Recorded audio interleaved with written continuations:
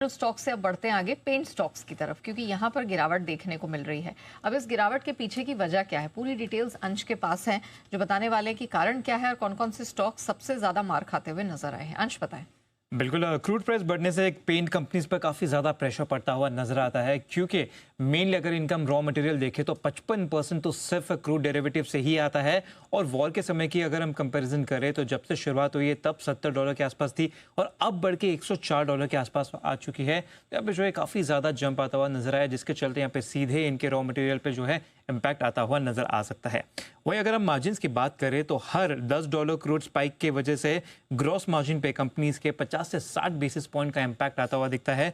वहीं EBITDA margin की बात करें तो यहाँ पे 20 से 30 बेसिस पॉइंट का जो है इम्पैक्ट आता हुआ नजर आता है। वहीं अगर एचएसबीसी की भी रिपोर्ट देखें तो इनका भी मानना यही है कि काफ़ी ज़्यादा यहाँ पे जो है थोड़ा सा कॉशियस आउटलुक बनता हुआ नजर आ रहा है पेंट स्टॉक्स पे। इनका कहना है कि Q4 के अगर नंबर्स देखें तो थोड़े से स्ट्रॉन्ग दिख सकते हैं, लेकिन इसका मेन रीजन डीलर स्टॉकिंग है। रियल डिमांड यहाँ पे बनती हुई बिल्कुल नजर नहीं आ रही।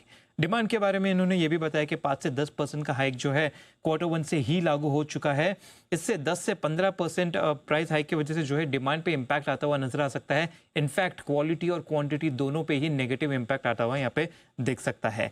करंट ट्रेंड की बात करें तो डिमांड अभी स्टेबल है, लेकिन आने वाले समय में जो है प्रेशर यहाँ पे पॉसिबल है, जिसके वजह से यहाँ पे जो है पेंट स्टॉक्स पे थोड़ा प्रेशर पड़ता हुआ दिख सकता है।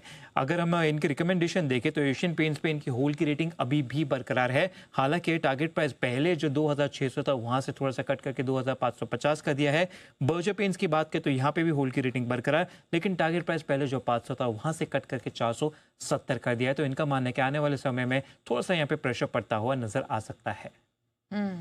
तो पेंट स्पेस पे थोड़ा सा प्रेशर पड़ेगा। एक बार टेक चेक एशियन पेंट्स पे जरा ले ली जाए सुदीप जी से। सुदीप जी, एशियन पेंट्स कोई राय है?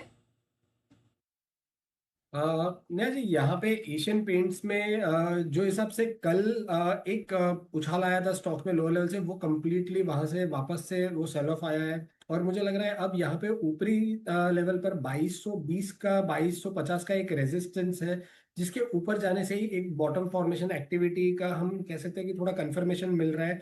डाउन साइड पर हालांकि सपोर्ट्स जो है वो काफी करीब है 2100 और 2070 के। तो मुझे लग रहा है कि टेक्निकली तो हम अगर एज अ ट्रेडिंग पर्सपेक्टिव से कोई देखना चाहे तो 2220 के ऊपर इसको एक ट्रेडिंग पर्सपेक्टिव से बाय कर सकते हैं। बट यदि कोई निवेशक है और लॉन्ग टर्म पोर्टफोलियो में इसे ऐड करना है तो एक काफी पिछले साल भर से जो देख रहे हैं, 1 साल 1.5 साल से जो ग्राइंड हो रहा है ये स्टॉक, थोड़ा धीरे धीरे करके सेलिंग आ रहा है। तो ये अब एक मुझे लग रहा है एक अच्छे सही जगह पे आ रहा है पोर्टफोलियो में अक्यूमुलेट करने के लिए।